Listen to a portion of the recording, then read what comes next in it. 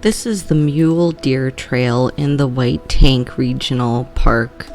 Today I have some friends with me, as you can see.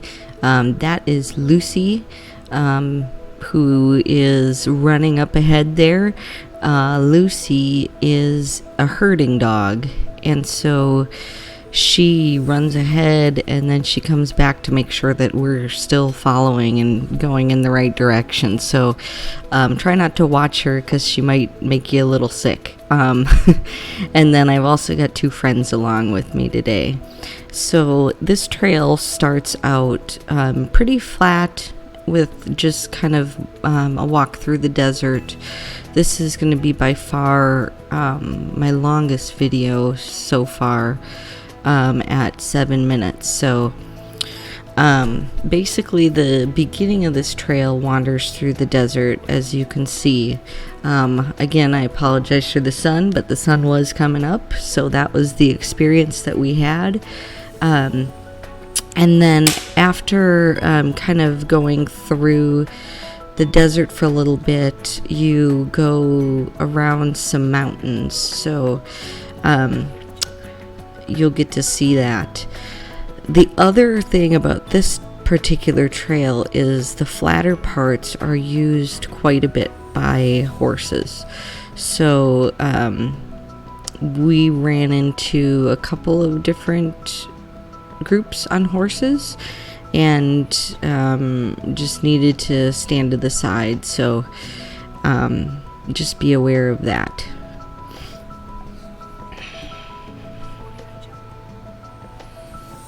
So this hike was somewhere between 5 and 6 miles. Doing the full trail, I believe it comes out to just a little bit over 6 miles, and there's some of the horses that we ran into. But we did cut off a small portion at the end, just to make it a little bit of a shorter day. So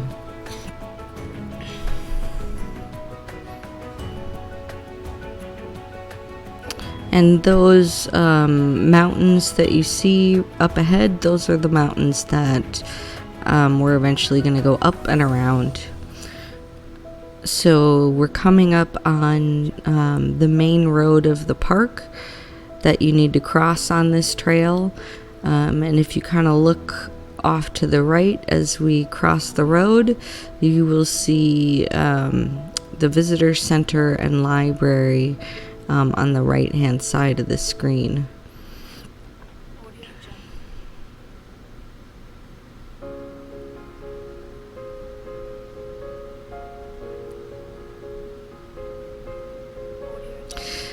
This video might be a little bit shakier than normal because I did not have my hiking poles with me. I decided to leave them in the car because one of my friends on the hike is deaf, and I thought that I would be signing with her a lot, and it turns out I hardly signed at all. So lesson learned, next time I'll bring the trekking poles with me.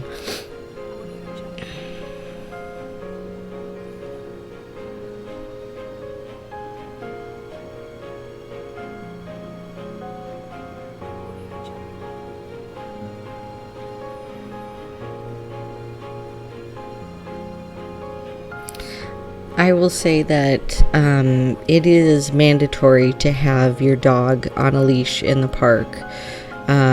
Lucy is just an amazing dog, and she always comes back. But I am mindful of the rules, and when we see horses coming, we always put her back on the leash.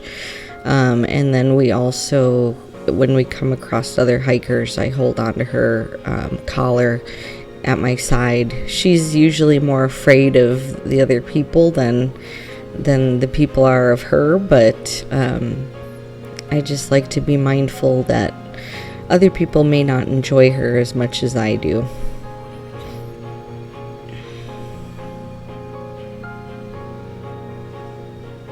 So at this point in the hike, we're starting to go uphill just a little bit.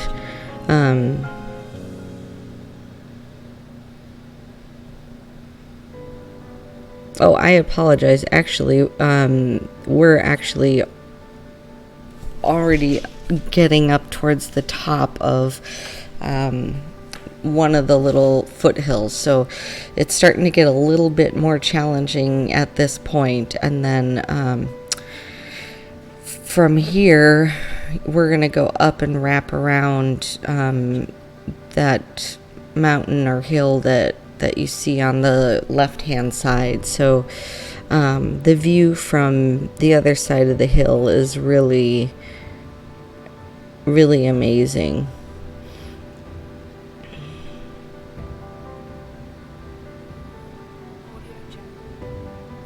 So as you can see at this point, we're actually pretty high up. This trail doesn't have a huge elevation gain, but it does have at least a little bit of one.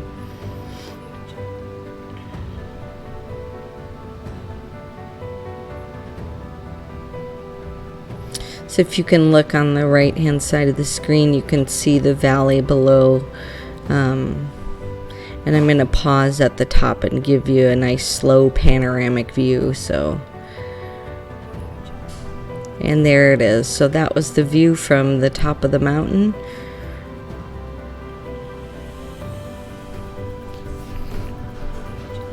And then we're continuing down around to the other side.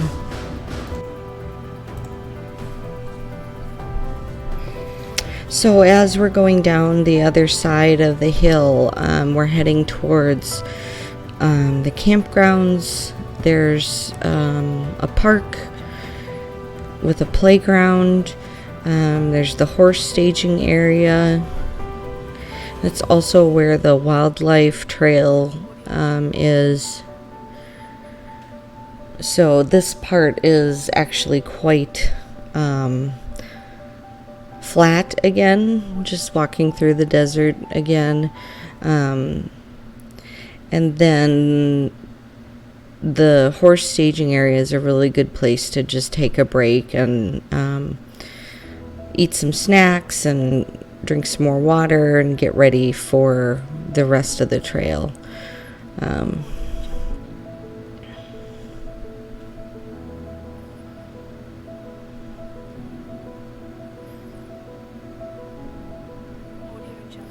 This day, I believe, was about 95 or 98 degrees. So it did get pretty warm.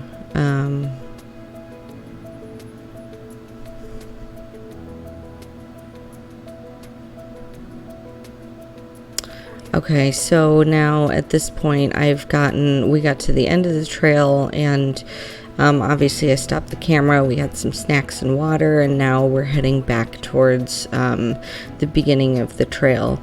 Now, for some reason, throughout this whole trip, I was doing a lot of turning the camera on and turning the camera off, and as we were heading back, I could not remember at one point whether I had the camera on or off.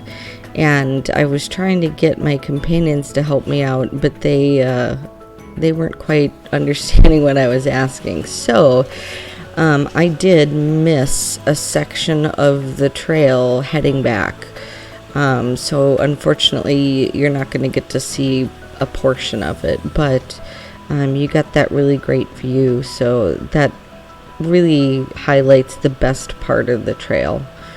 So at this point, we're just heading up the trail, and then we saw two bikers. One of them had a flat tire, and he was changing it, so it's kind of a bummer for him. But then we continued up and over the mountain, again going back the way that we came.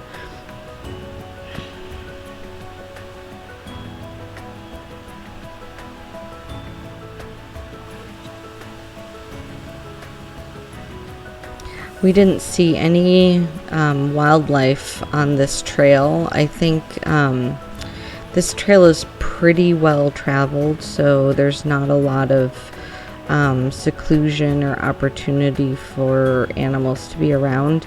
And then this was also on a Saturday when the park is the busiest on the weekends. So a lot of the animals kind of take the weekend off and hide because they know that a lot more people are in the park on the weekends. But with these longer trips, I can't do them before work, so I have to do them on a Saturday.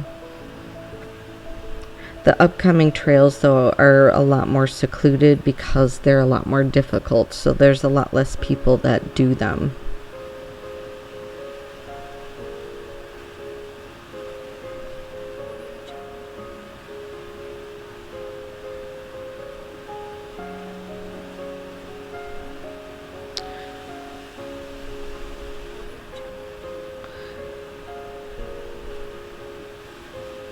So, in a little bit here, if you pay attention to Lucy, you notice that she'll start running up ahead and waiting for us in the shade, or laying down in the shade and waiting for us. So I always know that the hike is just about done when Lucy starts getting really tired and waiting in the shade. She is an Australian Shepherd, so she's got a pretty thick coat on her. And then that's the part where we shortcut the rest of the trail and decided to take the road, and we're going to hike over to a spigot and get some water. I hope you enjoyed the hike.